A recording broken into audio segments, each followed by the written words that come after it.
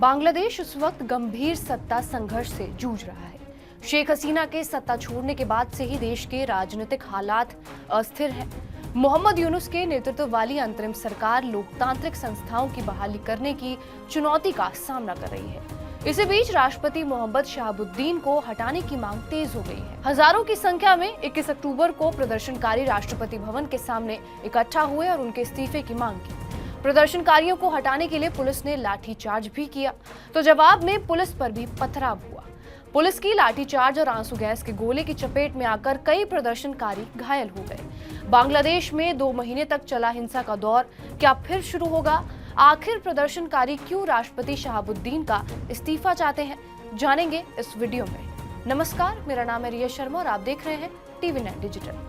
दरअसल 20 अक्टूबर को एक इंटरव्यू के दौरान राष्ट्रपति शहाबुद्दीन से पूर्व पीएम शेख हसीना के इस्तीफे को लेकर सवाल पूछा गया था, जिसके जवाब में शहाबुद्दीन ने कहा कि मैंने केवल सुना है कि शेख हसीना ने प्रधानमंत्री के पद से इस्तीफा दिया है, लेकिन मेरे पास उनके इस्तीफे से जुड़ा कोई भी सबूत नहीं है। मैंने कई बार उनसे इस्तीफा लेने की कोशिश की, लेकिन शायद इसके लिए उनके पास वक्त नहीं था। शहाबुद्दीन के इस बयान के बाद हजारों की संख्या में प्रदर्शनकारी राजधानी ढाका में राष्ट्रपति आवास के बाहर इकट्ठा हुए। उनका कहना है कि इस बयान के बाद राष्ट्रपति अपने पद पर रहने का नैतिक अधिकार खो चुके हैं। 2 दिन के अंदर वो अपने पद से इस्तीफा दें, नहीं तो हजारों प्रदर्शनकारी फिर से सड़कों पर उतरने को मजबूर होंगे। ढाका ट्रिब्यून की रिपोर्ट के मुताबिक राष्ट्रपति शहाबुद्दीन के बयान का विरोध तेज होते देख आंदोलन से जुड़े 2 लीडर हसनत अब्दुल्ला और सरजिस आलम 22 अक्टूबर की रात प्रदर्शनकारियों के पास पहुंचे। उन्होंने लोगों को वहां से चले जाने की अपील की। इन छात्र नेताओं ने लोगों से वादा किया कि 2 दिनों के अंदर देश की सत्ता में भारी बदलाव होगा। एक छात्र नेता हसनत का कहना है कि वो सेना प्रमुख की मौजूदगी में राजनीतिक दलों से बात करेगा। 23 अक्टूबर तक किसी ऐसे शख्स का चयन किया जाएगा जिसे राष्ट्रपति बनाया जा सके।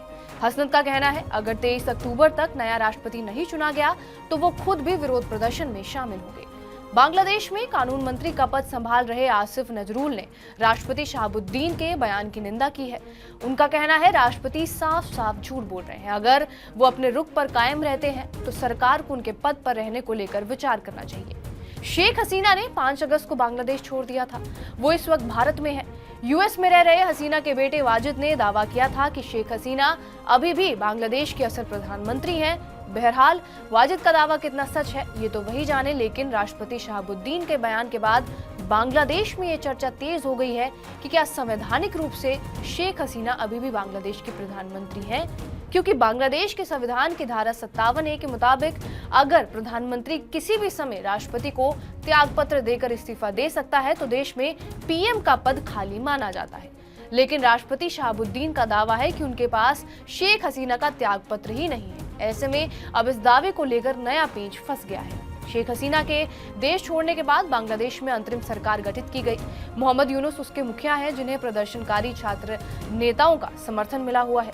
बांग्लादेश की अंतरिम सरकार में कानून मंत्री आसिफ नजरुल ने बीते दिनों शेख हसीना के प्रत्यर्पण की मांग की थी और 18 अक्टूबर को दिए अपने एक बयान में आसिफ नजरुल ने कहा था अगर भारत शेख हसीना के प्रत्यर्पण से इनकार करेगा तो बांग्लादेश इस फैसले का कड़ा विरोध जताएगा।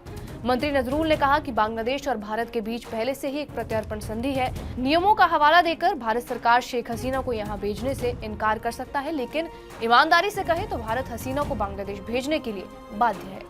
न्यूज एजेंसी पीटीआई के मुताबिक बांग्लादेश के इंटरनेशनल क्राइम्स ट्रिब्यूनल ने शेख हसीना के खिलाफ गिरफ्तारी वारंट जारी किया था। इसके बाद नजरुल ने ये टिप्पणी की। इससे ठीक एक दिन पहले यानी 17 अक्टूबर को बांग्लादेशी अदालत ने सरकार को यह आदेश दिया है कि वो शेख हसीना को 18 नवंबर तक उसके सामने पेश करे।